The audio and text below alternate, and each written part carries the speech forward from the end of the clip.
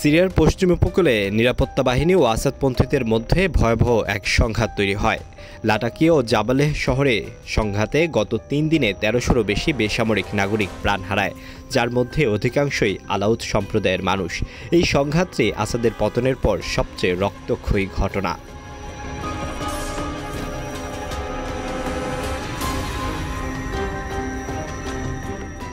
আলাউদ শিয়া মুসলমানদের একটি উপসম্প্রদায়, যারা সিরিয়ার মোট জনসংখ্যার প্রায় ১০%।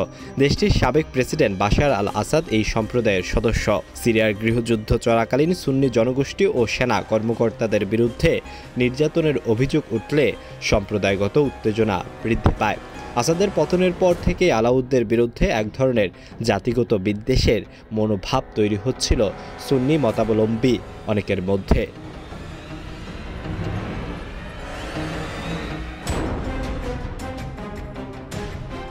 গত বছরের ডিসেম্বরে সিরিয়ার সাবেক প্রেসিডেন্ট বাশার আল আসাদ পালিয়ে যাওয়ার পর দেশটির শীর্ষ নেতা হন বিদ্রোহী দলগুলোর নেতৃত্বে দেওয়া হায়াত তাহরির আল শামসের প্রধান আহমেদ আল সারা।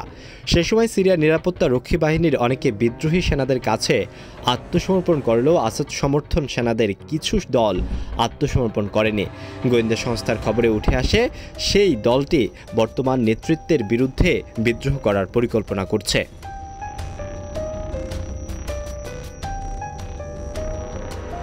এবং বাস্তবতায় দেখা যায় গত বৃহস্পতিবার লাটাকিয়া ও জাবালেহ শহরে নিরাপত্তা ঘাঁটিতে হামলা চালায় আসাদের সেনাবাহিনীর সাবেক একজন ব্রিগেডিয়ার জেনারেল ঘাইদাহ দাল্লাহ নেতৃত্বের একটি দল। তারপরই দেশটির প্রেসিডেন্ট আহমেদ আল সারা আসাদের বিশ্বস্তদের খুঁজে বের করার ঘোষণা দেন।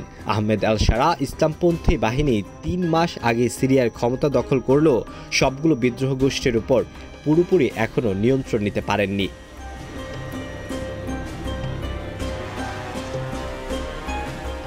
এদিকে আসাদ সমর্থক সেনাদের বিরুদ্ধে সিরিয়ার নিরাপত্তা রক্ষীরা অভিযান চালানোর সময় আলাউদ গোষ্ঠীদের নাগরিকদের ওপর সশস্ত্র হামলা চালায়। ভুক্তভোগীদের অনেকে বলছে তাদের উপর বিদেশি বিদ্রোহী যোদ্ধারা হামলা চালিয়ে ব্যাপক হত্যাযজ্ঞ ও লুটপাট করে।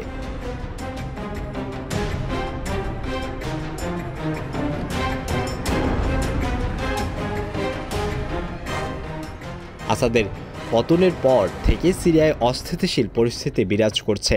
অনেকে সাম্প্রদায়িক অস্থিতিশীলতার জন্য দায়ী করছে অন্তর্বর্তীকালীন প্রেসিডেন্ট আহমেদ আল সারাকেই।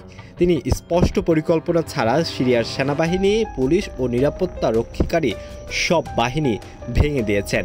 এর ফলে হাজার হাজার কর্মকর্তা চাকরিচ্যুত হয়েছেন এবং তাদের ভবিষ্যৎ অনিশ্চিত হয়েছে। সিরিয়ায় ৯০%রও বেশি মানুষ দরিদ্র সীমার নিচে বসবাস করে এবং তাদের একটা বড় অংশের চাকরি নেই। এই পরিস্থিতি দেশের ভিতরে বিক্ষোভ ছড়িয়ে পড়া স্বাভাবিক ঘটনাই মনে করছে বিশেষজ্ঞরা। আলোয়ান খান, ঢাকা প্রকাশ।